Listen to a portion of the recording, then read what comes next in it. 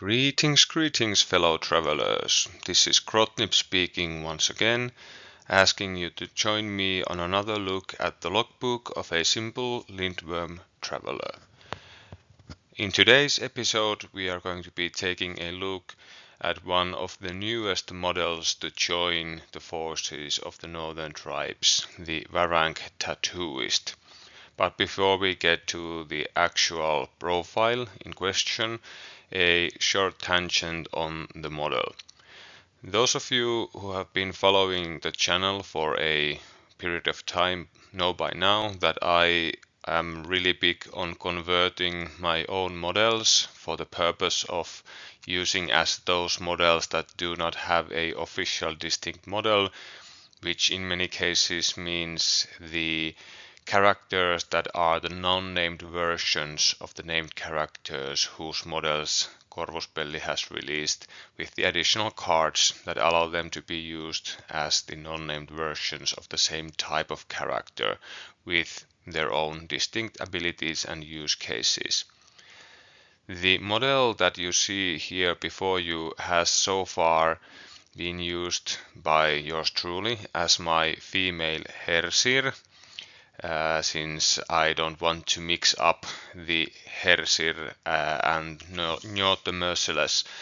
But I tried to convert my own tattooist, and I really wasn't entirely happy with the end result, but at the same time I got an inspiration to try and convert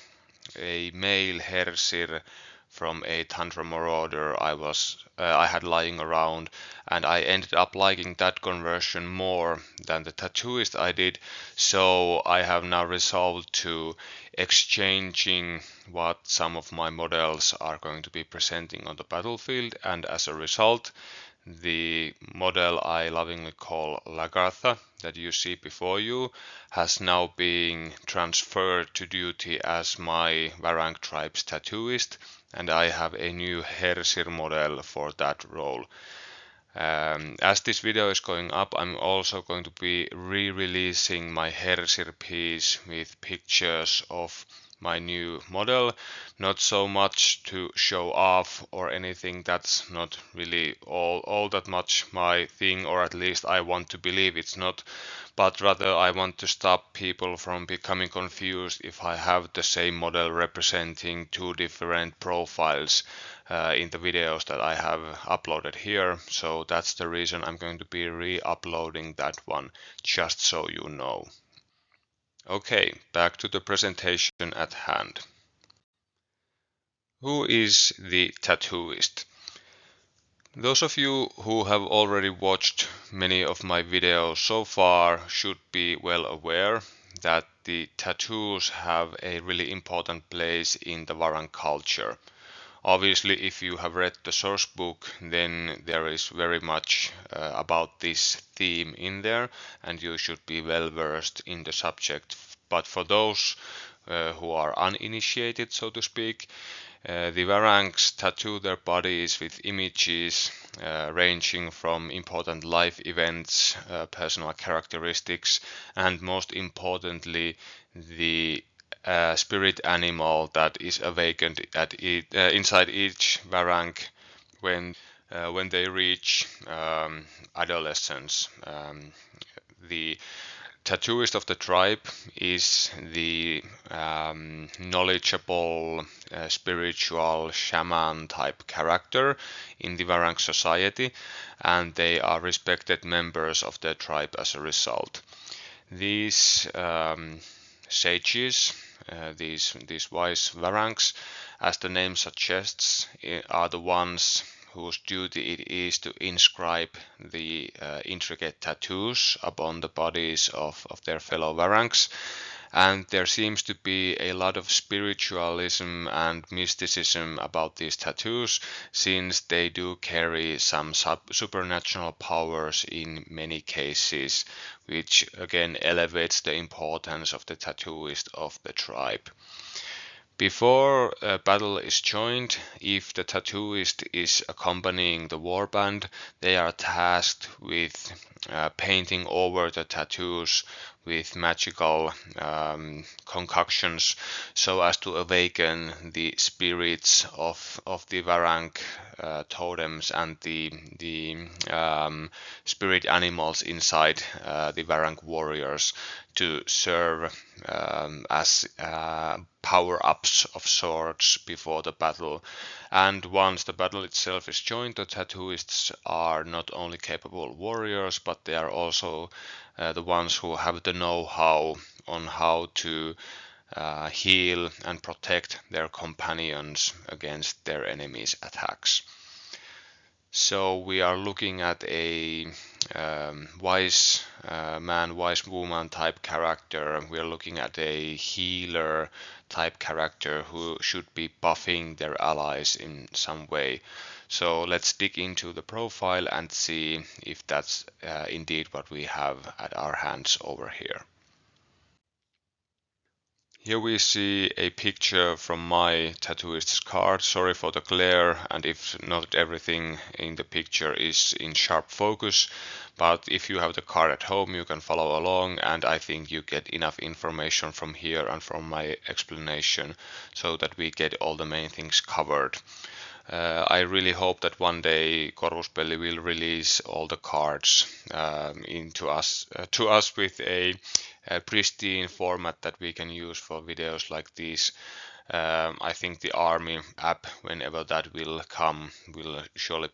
be what the doctor ordered, but until that we will have to work with what we have. If we start by taking a look at the points cost of the tattooist, we will quickly see that she is the joint cheapest unit that one can recruit to a Northern Tribes company. And I think this is really important from list building standpoint going forward. The Northern Tribes have so far suffered from a distinct lack of cheap models, such as the Tattooist, in that we have a plethora of excellent 25-point choices, but our only 20-point choice so far is the Orc Hunters, and the only 15-point choice has been the Orc Wisemane. And the Wisemane, while in most instances way more valuable than his 15 points would tell you, is the kind of model that you only ever want to include in your force if you have a unit for them to join, and that's a combination that makes sense from your battle plan's point of perspective.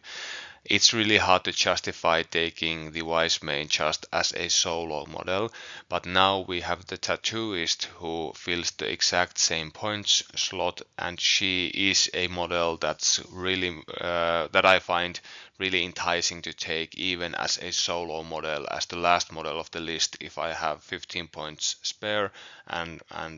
no upgrades or anything that I want to use those points for instead.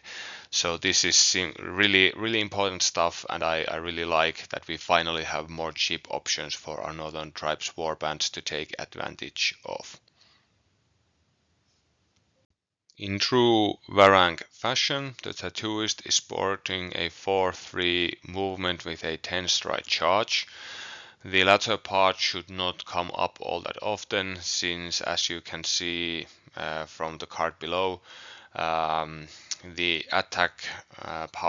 melee attack power of the Tattooist is extremely weak, so we won't be charging her unless the situation is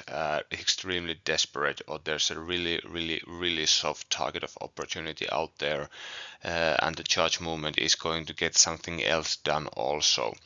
Usually the Tattooist should be using her 4-3 movement to quite quickly reposition around the battlefield,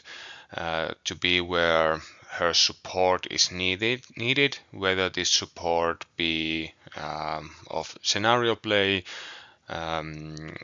buffing and healing of friendly troops, or pot shots of opportunity with her ranged attack.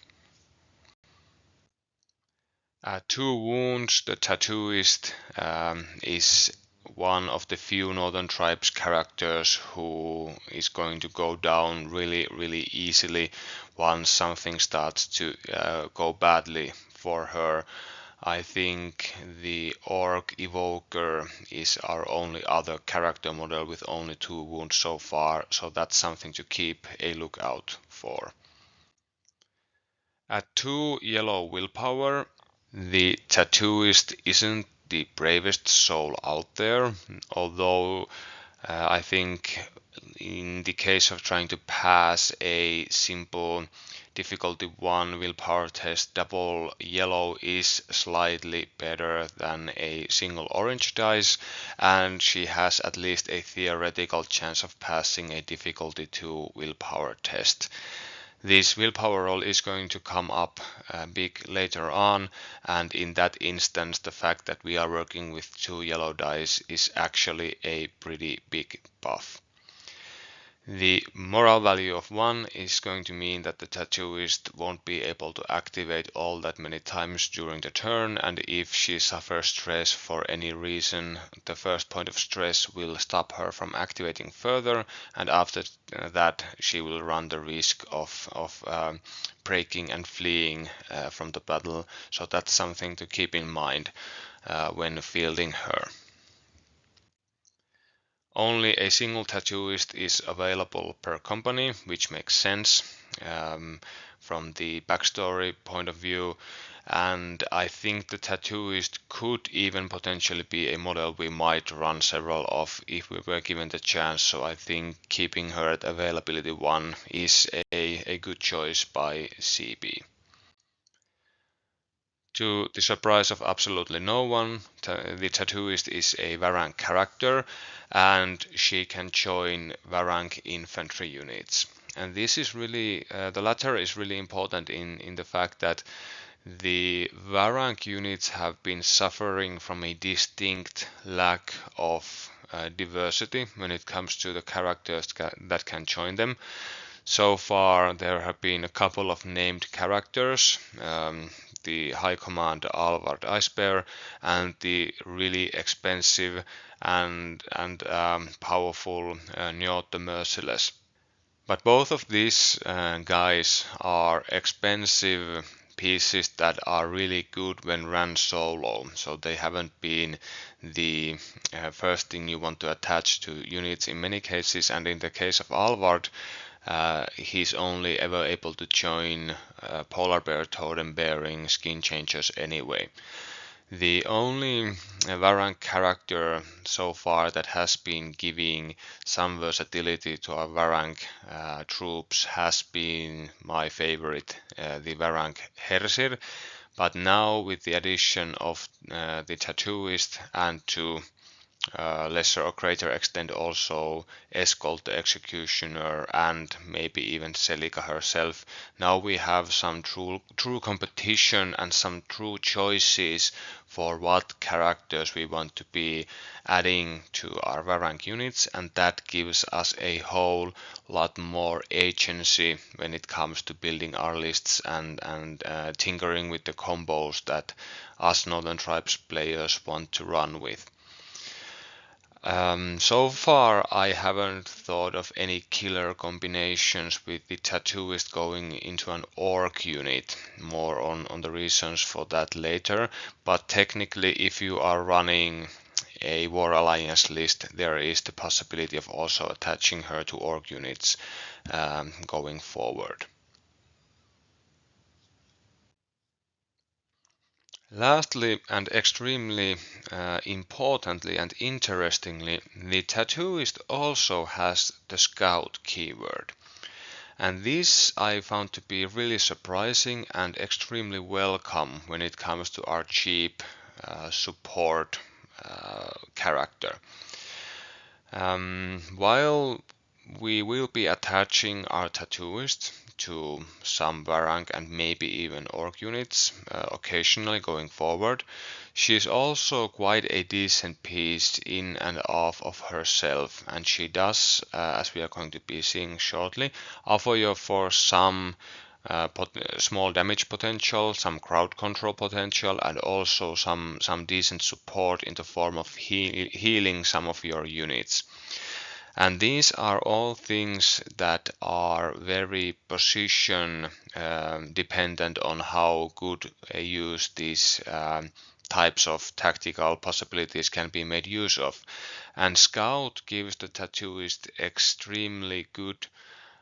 agency when it comes to deciding when and where she wants to join the battle and where her talents are needed the most. This also helps keep her safe and to lesser or greater extent also keep her secret from your enemy. The Scout keyword also opens up a whole nother way of using your Tattooist, and that is as a scenario play thread by backcapping enemy objectives that the enemy has not dedicated forces to actually defend. And in this role, I think the Tattooist carries a huge amount of potential. At 15 points, the Tattooist is so damn inexpensive that just keeping her awaiting, hidden in a scouting position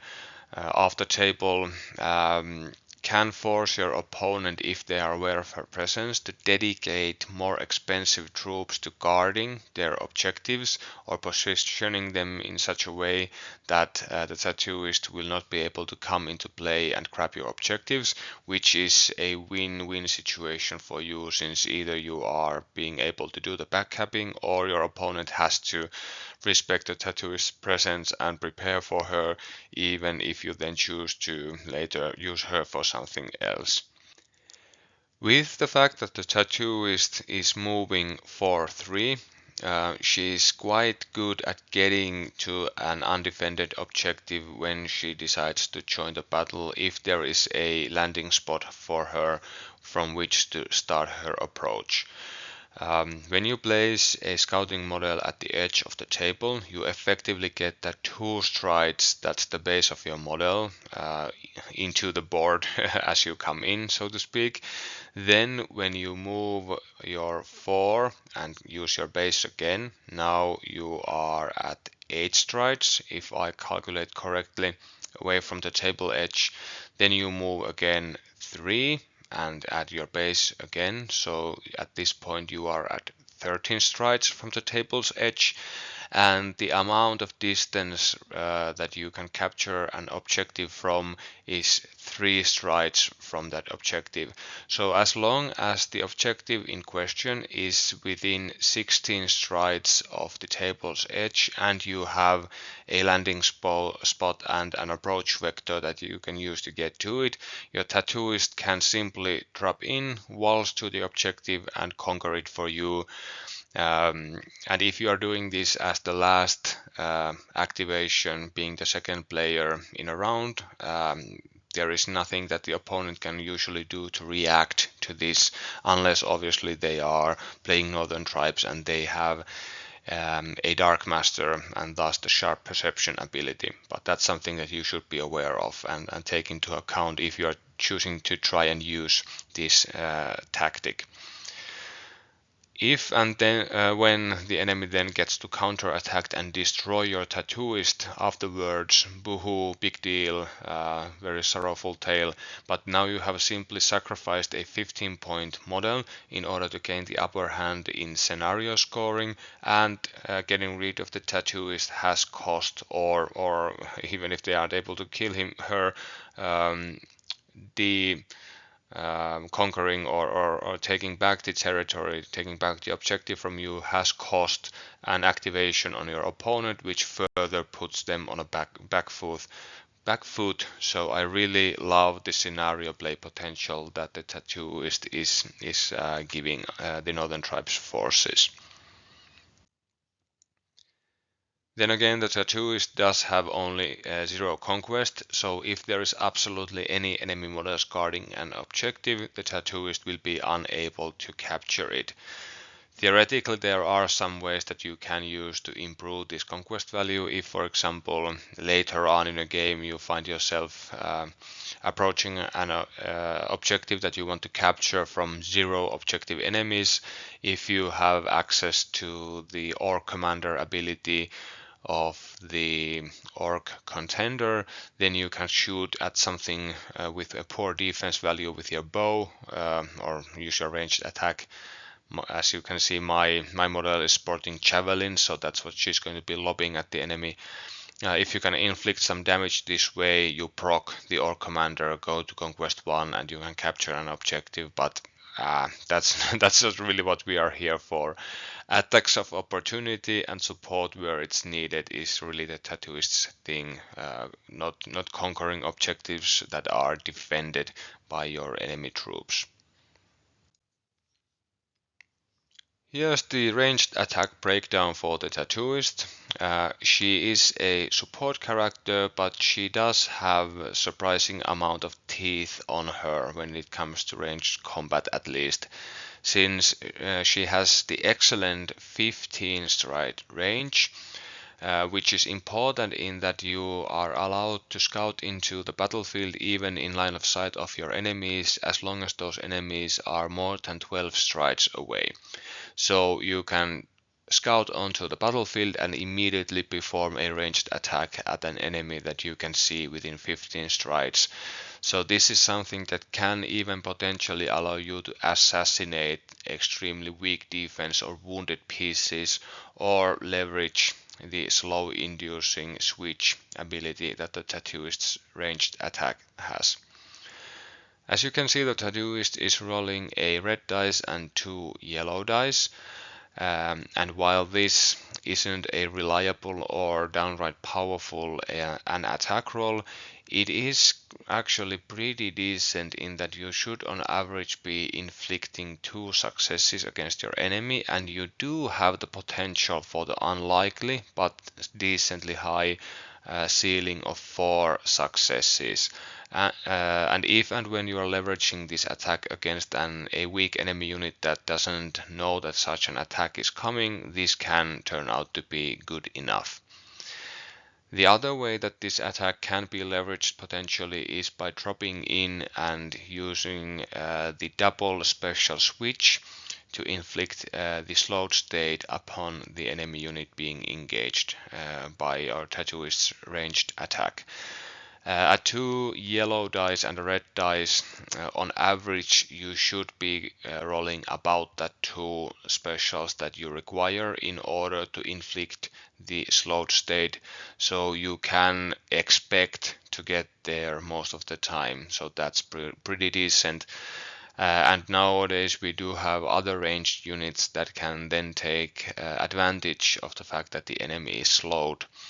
Celica can use her switches that inflict automatic wounds, and the blue arrows ability of the ice archers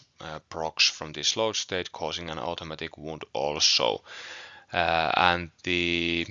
relentless ability on the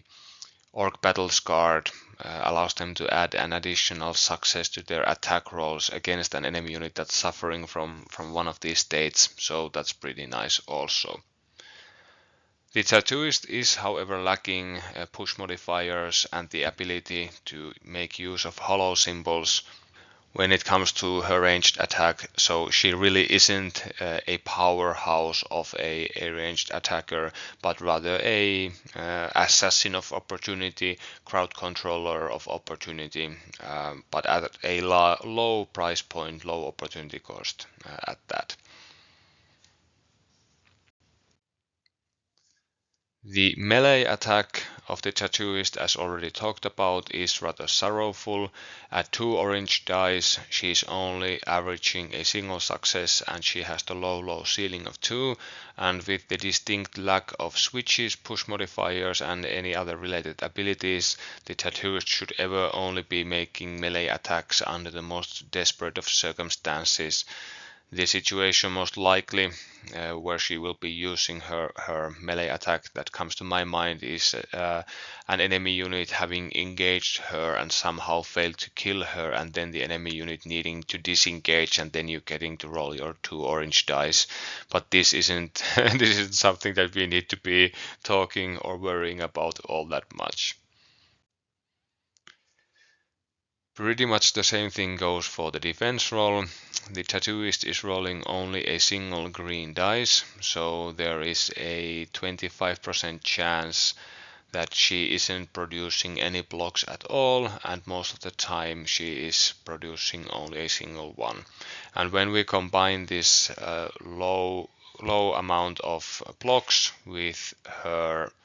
low wounds attribute, we get a model that gets killed really quickly and really easily once she gets hit by anything.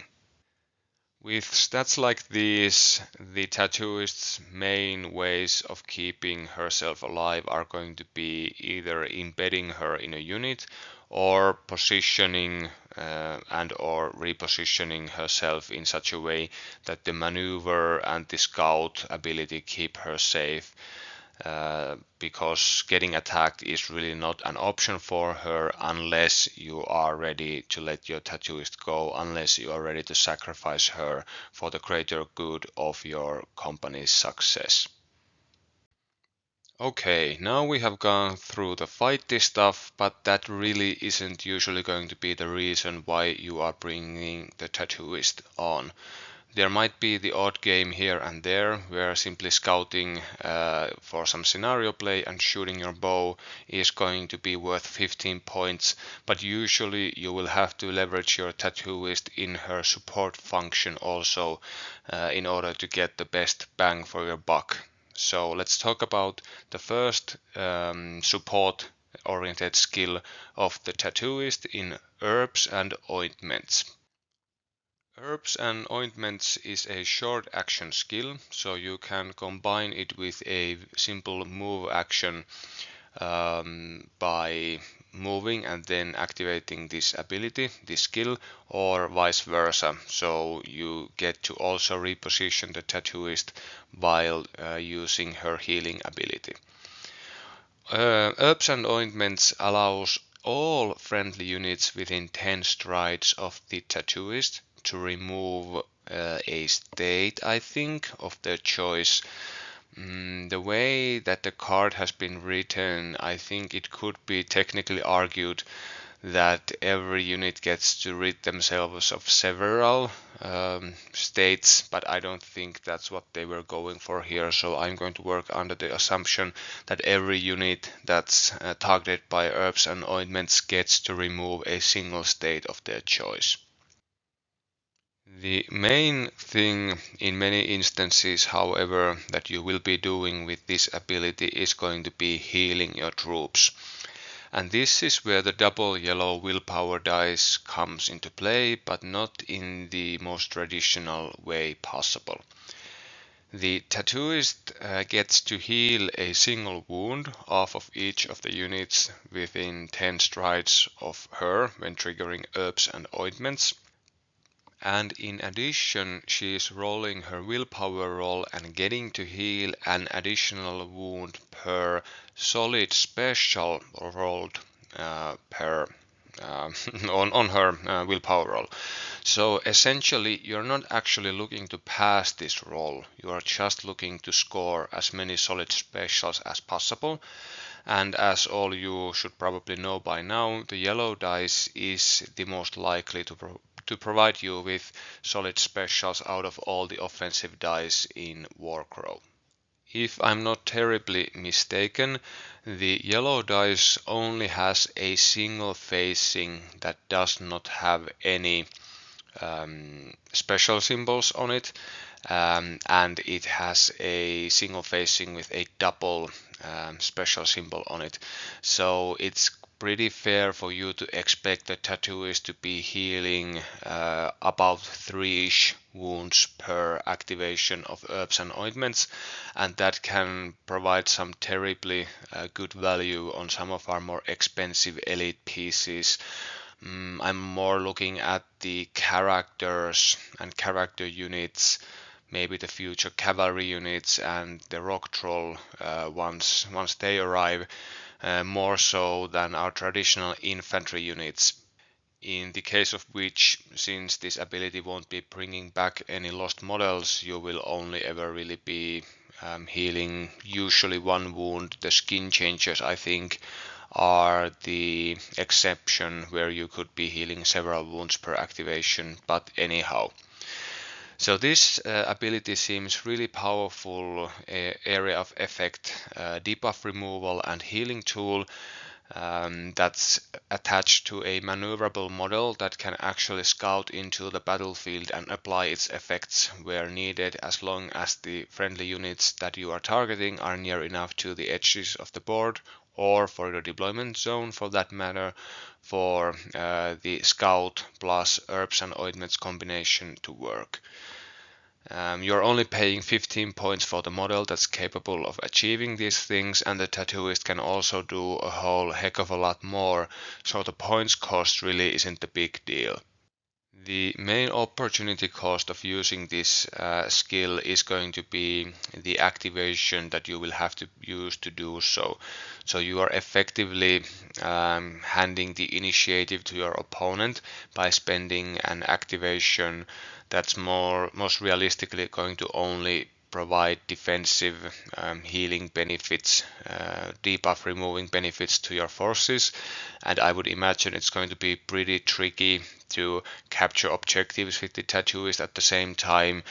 She can't make any attacks when she's using herbs and ointments and so forth, so this is a really defensively oriented piece of kit, but at a really low cost point, and it has the potential to really pay back big if you get to heal even a single extremely important model, or you get to remove a state from friendly troop or troops that's part of a activation or combo chain that your opponent might be looking to do. There are, for example, Scions of Yaldabao units that can automatically demoralize their enemies if the enemy is frightened, but if you can cut this chain short by removing the frightened state via the tattooist before the enemy can leverage the ability to automatically break your unit, then you are throwing a spanner in the works of your opponent. The next two skills or abilities rather that are found on the tattooist's card have been mislabeled as command skills, although they should actually be, as per the recent errata on Warcrow, passive skills or passive abilities. So treat hallucinogenic mushrooms and breathe the spirit of the totem as passive skills. That makes a whole lot more sense anyway, and just move on. What hallucinogenic mushrooms does is that it gives, irrelevant of range, your friendly spellcasters the ability to automatically suffer a point of tinge in order to cancel 3 black dice from a spellcasting attempt that they are doing. This effectively means that as long as you are only rolling black dice to oppose your own spell via the tinge you have already gained or the alterations that you are making to cast a said spell, as long as you are only about to roll black dice, there is no chance after using hallucinogenic mushrooms that you will block any of your successes. And as you are able to, after rolling the dice, willpower dice for casting a spell, able to suffer an automatic point of tinge in order to add a success to your roll, you can make sure that your spell absolutely without a hitch goes through and is successfully cast. Obviously opposing block spell and dispel attempts notwithstanding. The black dice have a 25% chance per dice of causing a point of tinge on the spellcaster whose dice roll they are part of. So there's a 75% chance that a 3 black dice roll would end up giving your spellcaster at least 1 tinge anyway, so I don't think the opportunity cost of suffering that automatic tinge to trigger hallucinogenic mushrooms is all that impactful or something that one should usually be worried about. as there is also no closure here that the caster would automatically have to roll for the effects of tinge after applying this effect. So this ability in and of itself is pretty powerful. You do have to keep in mind that as it lacks the permanent tag, I read this as meaning that the tattooist has to be on the table for this ability to be made use of. But the more impactful restriction of this ability, I feel, is the fact that the Northern Tribes faction as of right now only has a single spellcaster, and that's the Orc Evoker. And the use cases of the Evoker have been discussed online in several places, and there isn't a clear consensus on what the place of the Evoker is in the current Northern Tribes roster, but I think we will be getting there, and it's a cool combination to keep in mind that if you are running an Invoker, a Tattooist might also be a good idea to help her out.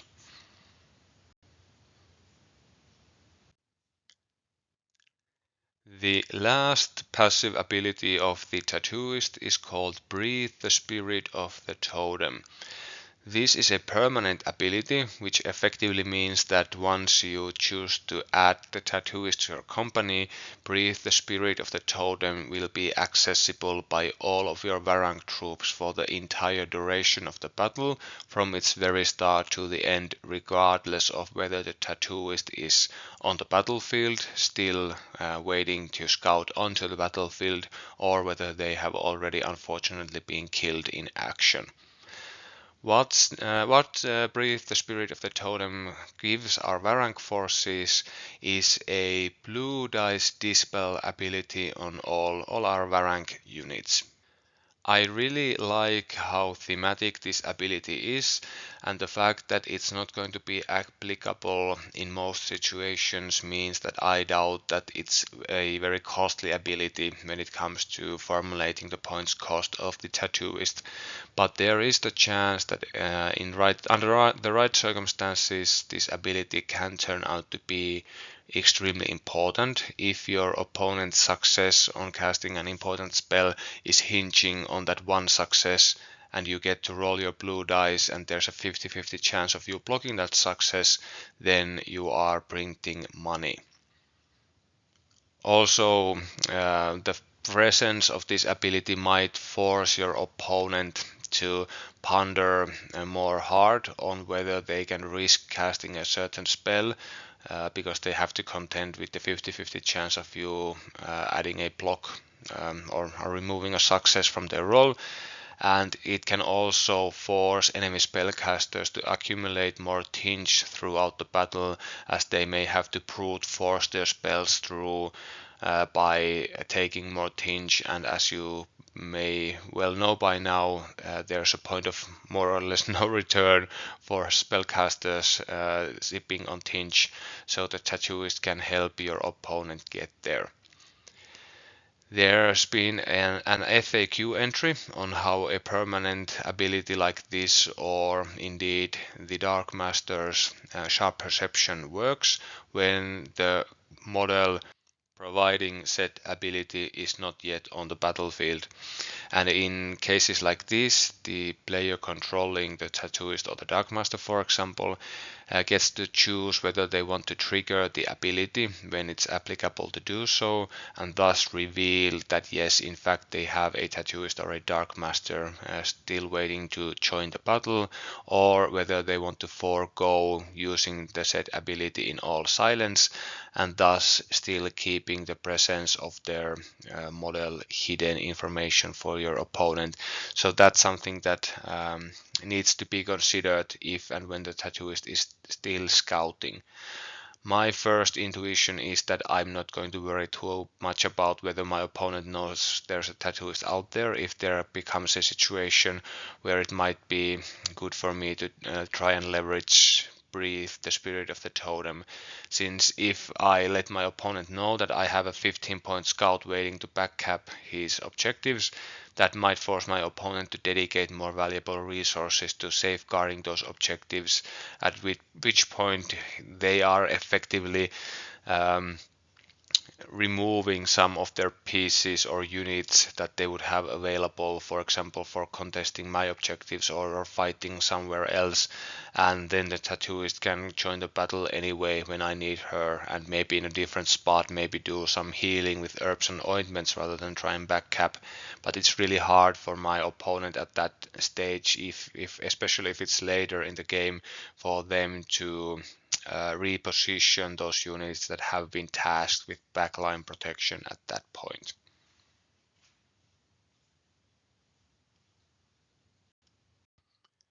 Phew, it's only a 15-point support. He thought this was going to be quick and easy, he thought. It looks like this video is becoming quite long, but hey, the Tattooist is actually quite technically complicated piece, so that's the reason this one is running so long. Sorry about that. But let's now dive into her joined or attached profile and close this video out. As you can see, the Tattooist is the very definition of a support character. So if and when you choose to attach her to a unit, you are not making her the leader of the said unit, but rather she's going to count as one of the non-leader troops. And when it comes to that, actually she doesn't even count for one of those, since supports don't count as members of the unit when calculating the number of models in the unit for example, things like the combat performance of the said unit.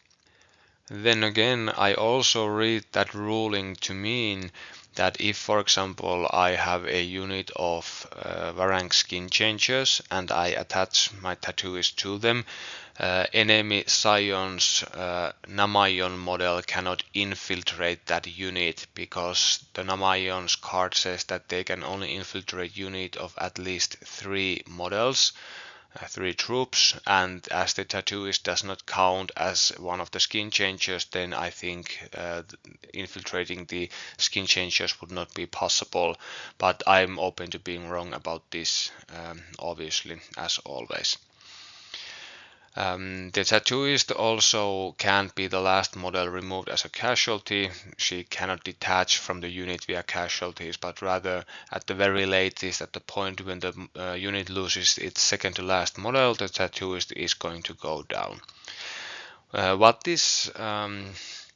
means is that you are going to have to make a hard choice at some point whether you want to suffer an impairment to the power of your unit by allowing its basic members numbers fall to half or less than half, and thus suffer the impairment in combat performance, or whether you are willing to forego the tattooist provided buffs and take her out as a casualty earlier on. Then again, Tattooist being a cheap and cheerful, low wound, low defense roll model, there are actually going to be situations where she's quote unquote more durable as a part of a unit, because the unit she's attached to, for example, has several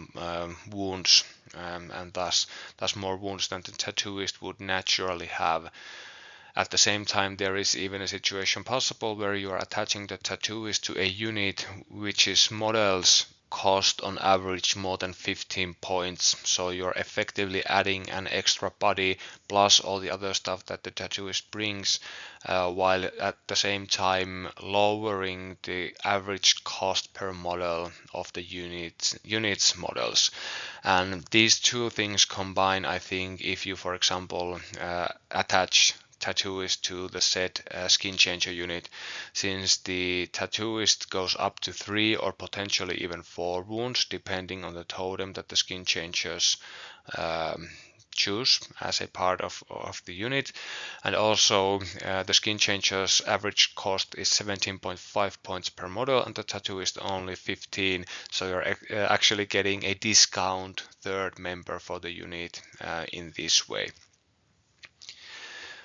For her points cost and for her role, the Tattooist is understandably not going to be providing any additional conquest to her unit, however, so this is something that one needs to keep in mind. If you are looking to leverage the attached unit for scenario plays, then the Tattooist might not be the optimal combination out there, but if you're not worried about outconquesting your opponents, then it's not going to be a big deal. Then when we move to the additional offensive benefits granted by the Tattooist, the list goes as follows. Yep, just silence. The Tattooist does not add any whatsoever offensive punch to the unit they join. They do not offer additional dice, additional symbols, additional switches, additional push modifiers, or any passive, active, or command skills that can be leveraged in directly offensive ways. So this is something that you have to contend with. The Tattooist is not going to make your unit fightier, so you better either attach to her to a unit that's more than capable of taking care of this stuff by itself, or to a unit in which you are not requiring additional offensive performance because the supportive role that the unit is going to be assuming. When it comes to the leadership side of things, the Tattooist luckily does improve the morale value of the unit that she joins, which is crucially important for managing stress and gaining additional activations during a round. Then again, you do have to remember that if you choose to remove the Tattooist as a casualty earlier rather than later, you will lose access to this +1 morale, and there may even come a situation where your unit is already at max stress, then you remove the Tattooist and thus create a situation where the unit is now overstressed and it has to pass a willpower test to avoid demoralizing and fleeing, so keep an eye out for that. The Tattooist does not improve the morale of the unit that she joins, but rather crucially in some potential combinations she also does not supplant the unit's willpower with her own, so there is no chance of you actually decreasing the willpower of the unit, as can happen in some certain special circumstances. If you are, for example, attaching any of our Varank characters to the Orc Battle Scarred via the War Alliance ability, you are downgrading the morale value, or sorry, the willpower value of the unit by making the combination. As you can see, there's a small typo in the card of the Tattooist. There's morale twice, the other one should be willpower, I suspect, but no harm done, we get the idea. The Tattooist does not add any defensive dice, symbols, push modifiers, or switch abilities to her unit, but she does grant them a single pretty powerful defensive ability in her passive ability Healing Tattoos. The Healing Tattoos has two components. The first one is that the Tattooist's unit is immune to disarmed, slowed, and vulnerable states. What this combination of immunities means is that opposing units looking to leverage vulnerable to inflict additional damage, disarmed to mitigate damage caused by your unit, or slowed in an effect to try and control them, won't be effective against the Tattooist's unit. Funnily enough, if you attach the Tattooist to a unit that's naturally fearless, then you end up with a unit that's basically immune to all states known to the game of Warcrow at this point, which is pretty funny, and that can be back-breaking when it comes to some ability combinations that your opponent is looking to leverage against you. The second part of this ability is that once per activation, I take that to mean the activation of either player, when the unit joined by the tattooist is about to suffer damage, she gets to roll a willpower test. Or the unit gets to roll a willpower test effectively, and if the roll is successful, then they get to ignore a single wound from the tally that they are about to suffer. So this ability somewhat mimics or this part of the ability somewhat mimics the War Surgeon provided ability. Granted, this one isn't as good since you can only ever pass or stop a single wound via the effects of healing tattoos per activation, and also because the willpower of the units that you are attaching the tattooist to are not going to be anywhere near the levels of, for example, those of a Dragoslav, Drago the Anvil led hegemony of Embersic forces. But still, for a cheap model, this is quite a potentially powerful addition to some of our units, like the said skin changers. You will probably want to be attaching the tattooist to some unit with at least decent willpower if you're looking to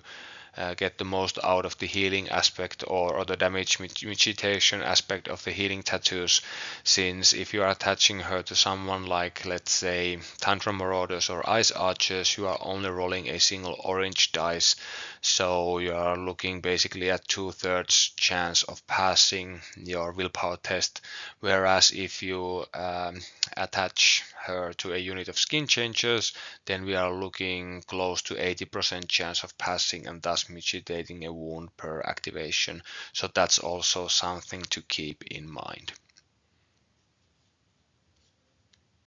Alright, time for the final analysis. The tattooist, I find, fills a niche that has been sorely needing filling in the northern tribes. She is a true support unit that can help and sustain our more valuable and impactful units and pieces via, for example, her healing abilities. The low price point of the tattooist and her ability to naturally join Varank infantry units is much appreciated due to the fact that both the categories of a low point cost model and someone who can join and serve as a even small power up to our Varank units has been sorely lacking so far. I'm also really pleasantly surprised how the Tattooist packs a surprising amount of potential ranged damage output and scenario play potential / maneuverability through the combination of her decent enough for points cost offensive roll, offensive ranged attack roll that is, and her scout keyword. I think that with the supportive abilities that the tattooist is bringing with her low points cost and her flexibility of use on the battlefield makes her feel really northern tribesy as a unit. What I mean by this is that when we look at many of the hegemony units, they are very specifically tailored for a certain purpose that they need to be filling, and they will be filling in order to be a maximally impactful unit. And then the hegemony player needs to construct a force of these modules in order to cover their bases and formulate their battle plans. But the northern tribes pieces and units tend to be more versatile, I find, so that they can customize their approach to how you want to conduct your battle plan. You are not forced to try and do the same thing over and over. And I have, for example, started building lists where there are several different options that my forces can go for. Do I want to have the tattooist join this unit, for example, a skin changer unit, and provide them with support, or do I want to keep her alone and scout her into the battlefield depending on the scenario and the situation that I'm facing and so forth. And I really appreciate this type of versatility, and I really appreciate that the ability to do more than one thing is so common in the force that it's even we can even find it in a cheap support piece such as the Tattooist.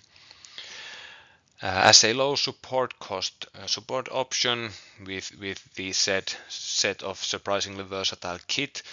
and the potential for asymmetric force multiplying tools and asymmetric value when used for scenario play and or support of our other units, I think that the Tattooist is a really low opportunity cost piece that we will be reaching for quite often going forward. Not a smash hit in that she will be present in every single force going forward, but a strong and good tool for her points cost, and something that we can use if we want to add that one thing that scouts or that one thing that helps, for example, heal our Revenant or Rock Troll, Njot the Merciless going forward. Or maybe you just built the company that you were looking to and you were 15 points short of making it 250. Okay, let's throw in the Tattooist and round out the company. So I think she's a really nice piece, and I really like her for what she seems to be. Okay, that was a pretty long rant, but I'm going to not be all too sorry about that. I really love this character, and it's a great addition to the forces of the Northern Tribes. Hope you enjoyed this episode and hope to see you again soon. Safe travels, everyone. Goodbye for now.